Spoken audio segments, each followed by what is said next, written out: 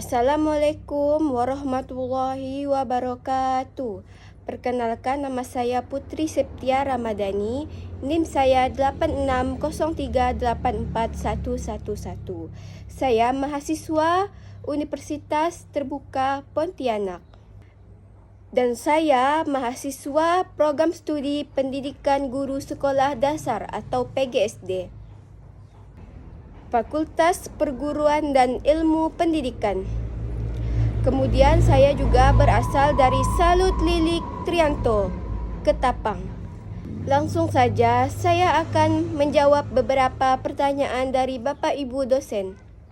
Baiklah Bapak Ibu dosen, di sini saya sudah mencatat jawaban-jawaban yang sudah saya cari untuk soal yang sudah diberikan Bapak Ibu dosen.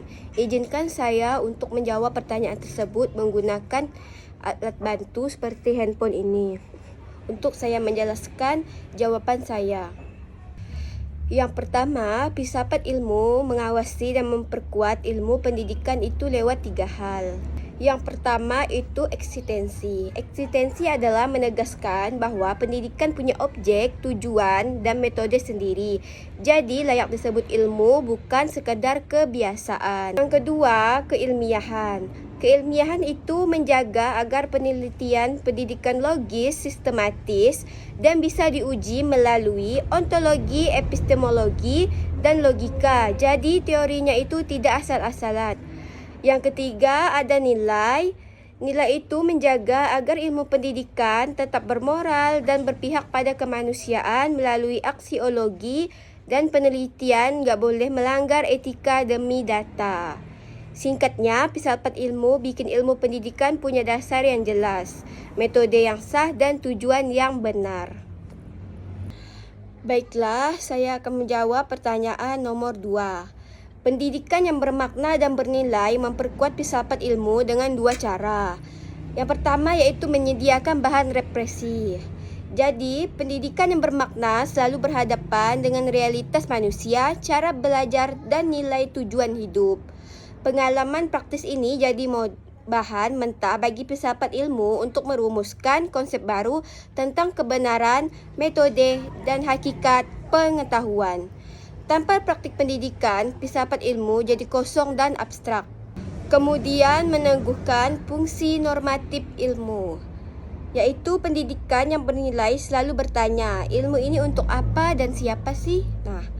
Pertanyaan etis dan tujuan ilmiah yang mengarah filsafat ilmu untuk mengembangkan aksiologi. Hasilnya, filsafat ilmu tidak hanya menjelaskan bagaimana ilmu itu berkembang, tapi juga seharusnya ilmu digunakan untuk apa. Singkatnya, praktik pendidikan yang bermakna dan memberi isi dan arah pada filsafat ilmu supaya ilmu tidak hanya benar secara logika, tapi juga bermanfaat secara etika. Jawaban nomor 3. Filsafat ilmu disebut pisau analisis karena ia membelah soal persoalan pendidikan dengan 3 mata pisau. Yang pertama itu ada ontologi, iaitu membedah pertanyaan seperti apa hakikat masalah pendidikan itu? Seperti itu.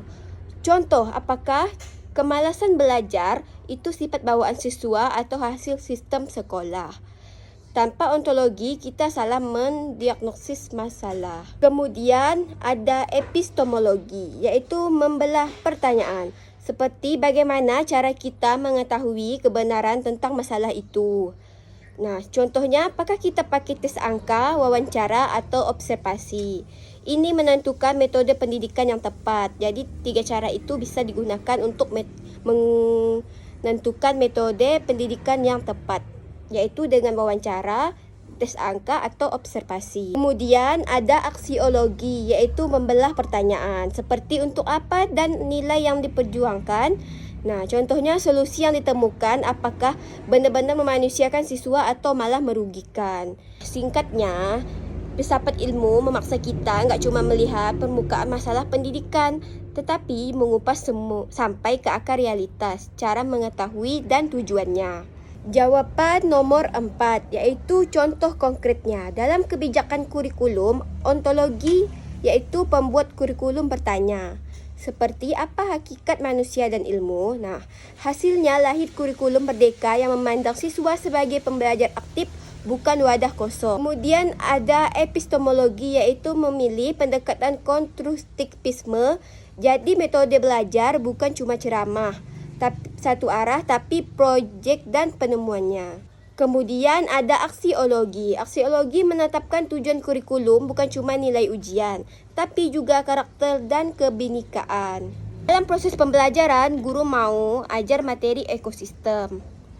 Kemudian ontologi. Nah, kalau ontologi menganggap ekosistem itu realitas yang bisa dialami siswa. Jadi diajak observasi langsung ke taman sekolah.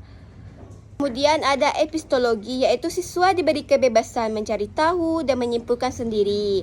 Bukan hanya mencatat penjelasan guru. Jadi mereka cari sendiri, mereka bisa merangkum atau menjelaskan. Nah, bukan hanya mengharapkan dari guru saja penjelasannya.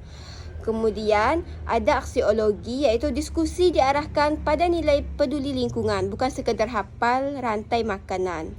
Singkatnya, filsafat ilmu membuat kebijakan dan pembelajaran punya dasar yang jelas. Mau membentuk manusia seperti apa, tahu caranya bagaimana, dan nilainya untuk apa. Baiklah, itu saja yang bisa saya sampaikan, jawaban dari apa yang sudah saya cari dan saya catat, kemudian saya presentasikan di depan Bapak Ibu Guru Dosen. Saya akhiri. Wassalamualaikum warahmatullahi wabarakatuh.